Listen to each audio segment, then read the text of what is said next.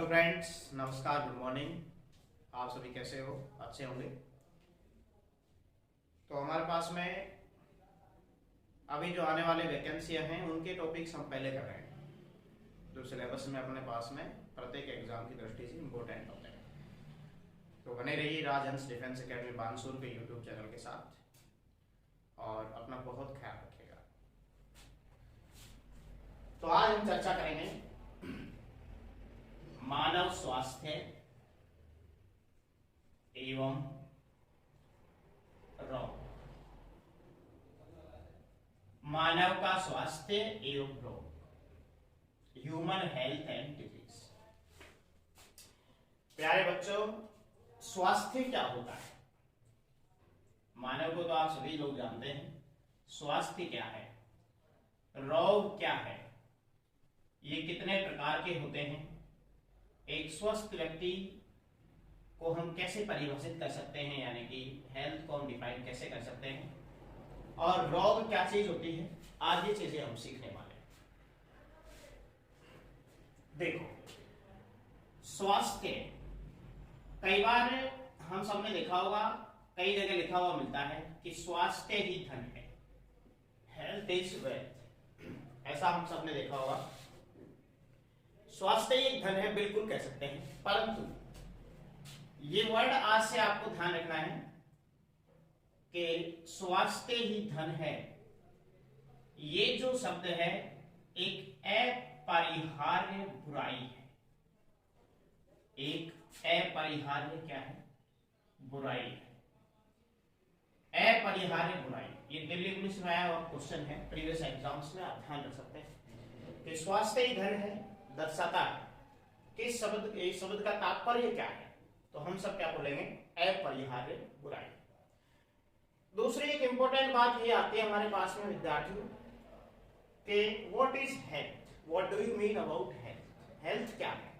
स्वस्थ व्यक्ति हम किसे कह सकते हैं?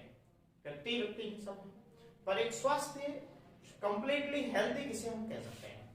देखो, व्यक्ति जब हमारे पास शारीरिक रूप से, बोलो बच्चों, शारीरिक रूप से, उसके मन यानी कि मानसिक रूप से,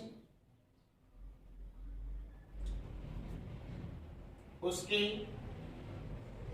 भावनात्मक रूप से, वो व्यवहारात्मक रूप से, और वो व्यक्ति सामाजिक रूप से, और एक पॉइंट हमारा है आर्थिक रूप से। देखो बच्चों, ये 6 कंडीशन एक स्वस्थ व्यक्ति के पास होनी चाहिए। क्या क्या? शारीरिक, शरीर स्वस्थ रहे। शरीर का मतलब है हमारा शारीरिक विकास होता रहे, सभी अंग वृद्धि करते रहें, हेल्दी रहें, मजबूत अंग हो। मानसिक रूप से हमारा मन सही हो, यानी कि हमारी मेंटलिटी जो है वो सही हो। भावनात्मक, एक दूसरे के प्रति, सभी जीवों के प्रति हमारी भावनाएं, हमारे विचार, ये सब क्या हो? सही हो। व्यवहारात्मक, सभी जीवों के प्रति हमारा व्यवहार सही होना चाहिए, अच्छा व्यवहार होना चाहिए, और समाज में इज्जत हो, और हमारे पास क्या हो? पैसा। तो बच्चों, इन सब से परिपूर्ण व्यक्ति को एक संपूर्ण स्वास्थ्य की दृष्टि से परिभाषित कर सकते हैं कि ये क्या है? कंप्लीटली हेल्दी पर्सन है, जिसके पास ये सब 6 चीजें हैं, हम कह सकते हैं। तो वो क्या है? स्वास्थ्य है। देखो, हमारे इस संपूर्ण स्वास्थ्य का, मैं एक बार दोबारा से रिपीट कर रहा हूं, जितने भी कंपटीशन की परीक्षाएं होती हैं, जैसे एसएससी हो गई, बैंक हो गया, रेलवे हो गई, पटवार हो गया, एसआई जो आपका आने वाला है, रीट हो गई, मेरे प्रत्येक टॉपिक की प्रत्येक लाइन से क्वेश्चन बनता है। तो प्रतियोगी परीक्षा की तैयारी कर रहे बच्चों को आप बता देंगे कि बिल्कुल, और आप चेक कर सकते हैं, पढ़ सकते हैं, जो टॉपिक आपको पढ़ाएंगे उसी टॉपिक को आज आप हल करें प्रैक्टिस सेट में, जो आप मार्केट से किसी भी प्रैक्टिस सेट आप परचेज कर सकते हैं। मैं किसी स्पेशल को रिकमेंड नहीं करूंगा आपके लिए, जो भी आपको अच्छा लगे उसे आप खरीदें और डेली की डेली प्रैक्टिस सेट आप सोल्व करेंगे तो बेस्ट लगेगा। ध्यान रहे, प्रत्येक टॉपिक से क्वेश्चन बनता है। आप ये एनालिसिस करेंगे, प्रीवियस क्लासेज में जाकर के आप देखो टॉपिक्स को। तो बच्चों 7 अप्रैल को और सन 1948 में, 7 अप्रैल 1948 को इस स्वास्थ्य का संपूर्ण लेखा जोखा, स्वास्थ्य संबंधी संपूर्ण जो रिकॉर्ड है, संपूर्ण लेखा जोखा जो रखा जाता है वो रखा जाता है हमारा WHO के पास। 2 प्रश्न बन गए। विश्व स्तर पर स्वास्थ्य का संपूर्ण रिकॉर्ड किसके पास होता है? WHO के पास। कौन सी महामारी आ रही है, कौन सी बीमारी का क्या उपचार है, किससे वो होती है, ये सब चीजें WHO के पास क्या होती है? रिकॉर्डेड रहती है। 7 अप्रैल को 1948, 7 अप्रैल 1948 को इसकी क्या की स्थापना की गई? WHO की स्थापना की गई, जिसे हम कहते हैं विश्व स्वास्थ्य संगठन, वर्ल्ड हेल्थ ऑर्गेनाइजेशन। तो ये ध्यान रख सकते हो बच्चों आप।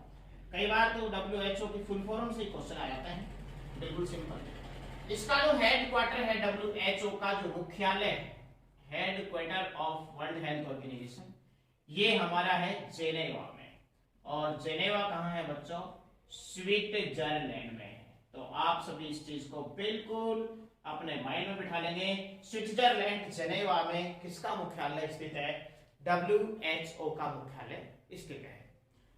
इसके बाद में हम चर्चा करेंगे कि रोग क्या चीज होती है, डिजीज क्या है, रोग क्या है। तो देखो बच्चों, रोग को हम अंग्रेजी में कहते हैं डिजीज, और इसे हम सामान्य बोलचाल की भाषा में बीमारी, महामारी, ये सब चीजें हम कहते हैं। ध्यान रखना।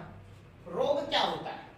देखो, किसी भी जैविक शरीर में, परिभाषा हम कैसे बता सकते हैं क्या है रोग? कोई भी जैविक शरीर है, किसी भी जैविक शरीर में उत्पन्न होने वाले, जैविक शरीर में उत्पन्न होने वाली असहजता। असहजता का मतलब है बच्चों, हम क्षमता में नहीं रहे, हमारे अंदर बॉडी में क्षमता ही नहीं हो, सहजता नहीं हो, यानी कह सकते हैं ना भाई सत्य और हमारे सारा जो है बॉडी से बिल्कुल गायब हो गया है, कि हमने कोई काम करना छोड़ देता है बॉडी, या फिर मान के चलो किसी भी चीज के प्रति एक्साइटमेंट, उत्तेजित नहीं होना। तो ये सब चीजें असहजता में आती है। क्षमता, बिल्कुल अनकैपेबल हो जाते हैं हम, अक्षमता। और इसके कारण उत्पन्न विकार या विकृति के कारण उत्पन्न विकार, या फिर इसको हम बोले विकृति, कोई भी विकार हो या कोई भी विकृति, विकृति ही क्या कहलाती है? रोग कहलाती है, रोग कहलाती है। तो मेरे बच्चों, आप ये चीज बिल्कुल ध्यान में रखना कि किसी भी जैविक शरीर में, देखो सर पादपों में भी होते हैं क्या? बिल्कुल होते हैं। पादप हो, कीट पतंगे हो, कोई भी जंतु हो, मानव तो हम पढ़ ही रहे हैं। तो इन सब में जो भी विकार या विकृति पैदा होते हैं, इनको हम रोग कहते हैं। क्या कहते हैं बच्चों? रोग कहते हैं। अब इससे संबंधित हमारे पास में करीबन 2 से 3 छोटी छोटी बातें आपको ध्यान रखनी है। मैं यहां से अभी रफ कर लेता हूं, सॉरी इसके लिए। देखो, रोग तो बात हो गई है, पर रोगों का अध्ययन क्या कहलाता है? रोग का अध्ययन, रोग का अध्ययन। तो आप ध्यान रख सकते हो, रोग का अध्ययन। फिर इसमें जो अपनी विज्ञान आती है, इस विज्ञान को हम कहते हैं पैथोलॉजी। ये माइंड में बिठा लेना। एसएससी में 100% क्वेश्चन आने का चांस है, 100%। एसएससी, जीडी, एमटीएस में सबसे ज्यादा ये सवाल है। पैथोलॉजी आप ध्यान रखें, रोगों का अध्ययन क्या है? पैथोलॉजी विज्ञान है। रोग का कारक, कारक क्या होता है मेरे बच्चों? वे कारक जो किसी रोग को जन्म देते हैं, किसी रोग को जन्म देते हैं,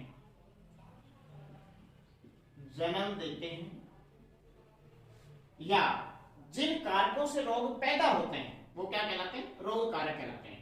देखो, रोग कारक को हम बायोलॉजी में पैथोजन कहते हैं, ये चीज आपको आज ही ध्यान रख लेनी है, रोग कारक या पैथोजन। देखो बच्चों, रोग के कारक का, कारण का अध्ययन जो होता है वो किसमें होता है, ये अलग अलग पढ़ेंगे अपन, परंतु जो रोग कारक होता है उसे हम क्या कहते हैं, पैथोजन कहते हैं। जैसे कोई भी जीवाणु जनित रोग है, जीवाणु के कारण होगा, तो वो किसके, जीवाणु क्या रहेगा वहां पे, पैथोजन रहेगा। और कोई भी रोग जो रहेगा जो विषाणु के कारण होगा, तो वो विषाणु क्या रहेगा वहां पे, विषाणु क्या रहेगा, pathogen. So which pathogens caused a disease called pathogens, बता सकते हैं अपन। या फिर affecting factors of disease, affecting factor बता सकते हो। अब इसके बाद आते हैं बच्चों, रोग के कारक का ही अध्ययन हो जाए, कारण या कारक का अध्ययन, इसको अपन बोलेंगे इथोलॉजी। क्या बोलेंगे, इथोलॉजी।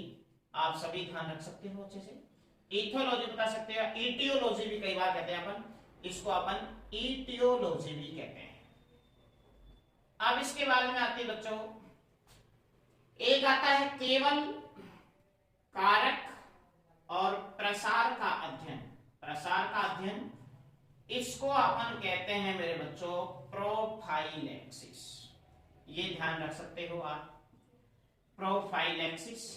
इसके बाद में कारण का, कारक का, कारण हो या कारक हो या प्रसार हो या उपचार हो, इन सब का जो अध्ययन होता है प्यारे विद्यार्थियों, वो होता है हमारा एपिडेमियोलॉजी में। किसमें होता है, एपिडेमियोलॉजी।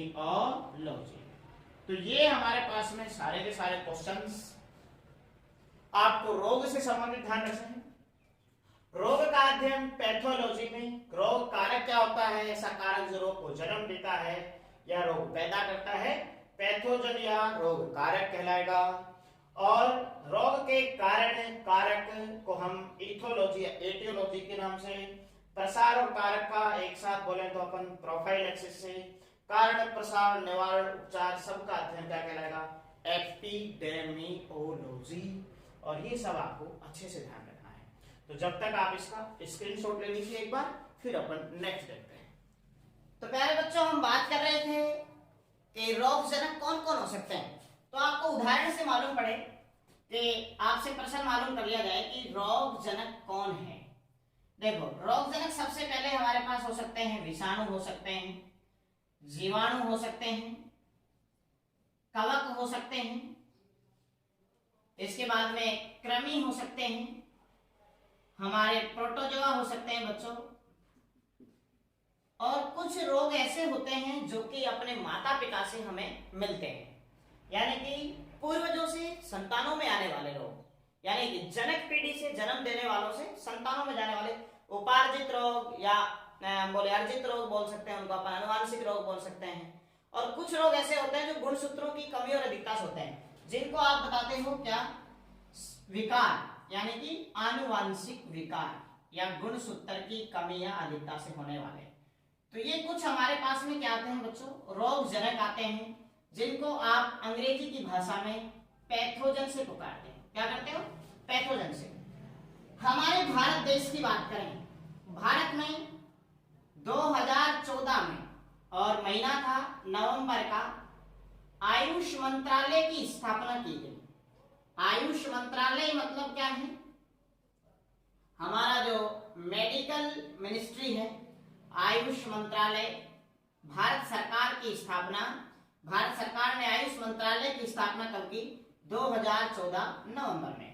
तो आयुष का मतलब चिकित्सा पद्धति, आयुष का मतलब क्या है, चिकित्सा है। यहाँ पे ये ध्यान रखें आप अच्छे तरीके से, और ये सब चीजें अपन पढ़ने वाले हैं।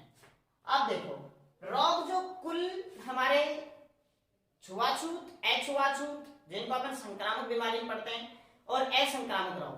मुख्य रोग से रोगों का प्रकार अपन देखें तो दो प्रकार होते हैं बच्चों, एक होता है इन्फेक्टिव डिजीज, संक्रामक रोग, और एक होते हैं असंक्रामक रोग। अब देखो, संक्रामक रोग और असंक्रामक रोग में हम किन किन को पढ़ते हैं, ये हम पढ़ते हैं विषाणु जनित रोग, विषाणु जनित रोग को पढ़ते हैं, एक अपन पढ़ते हैं बच्चों जीवाणु जनित रोग। जीवाणु जनित रोग यानी कि रोग कुल कितने प्रकार के होते हैं? पैथोजन के आधार पर कितने प्रकार के होंगे? 5 प्रकार के। जीवाणु जनित रोग, कवक जनित रोग यानी कि जो रोग कवकों से होंगे, इनका अपने पास अलग अलग वीडियो से अपन पढ़ेंगे कि विषाणु में अलग वीडियो बनेगा, जीवाणु का अलग पढ़ेंगे, कवक का अलग पढ़ेंगे। इसके बाद अपन पढ़ेंगे बच्चों प्रोटोजोआ, या इसको अपन कहते हैं देखो परजीवी, या अपन इसको पैरासाइट भी कहते हैं जनित रोग। इसके बाद में अपन पढ़ते हैं बच्चों कृमि जनित। देखो वैसे कृमि जनित को अपन कवक में ही पढ़ते हैं एक दूसरे से, और एक अपन पढ़ते हैं अनुवांशिक रोग, जिसे अनुवांशिक विकार या गुणसूत्रीय विकार के नाम से भी जाना करते हैं। तो ये आप सभी अच्छे से ध्यान रखें कौन कौन सी बीमारियां होती हैं, कैसे क्या है। अब संक्रामक और असंक्रामक को अपन पढ़ते हैं। देखो संक्रामक क्या होते हैं?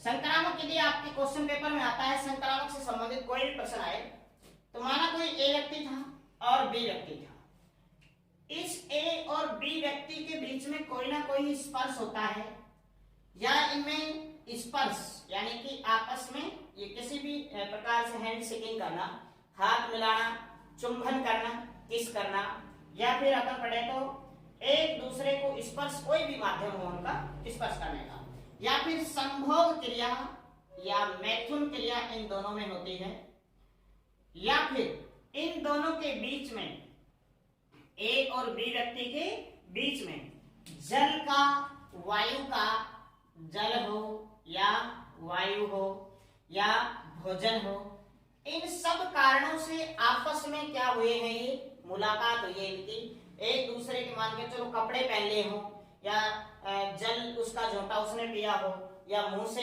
लार निकली हुई है वो संपर्क में आई हो, या मुंह से जब बात कर रहे हैं आपस में बैठ करके तो मुंह से जो वायु निकल रही है हमारी, वो उसके एरोसोल पार्टिकल्स उसके पास गए हों।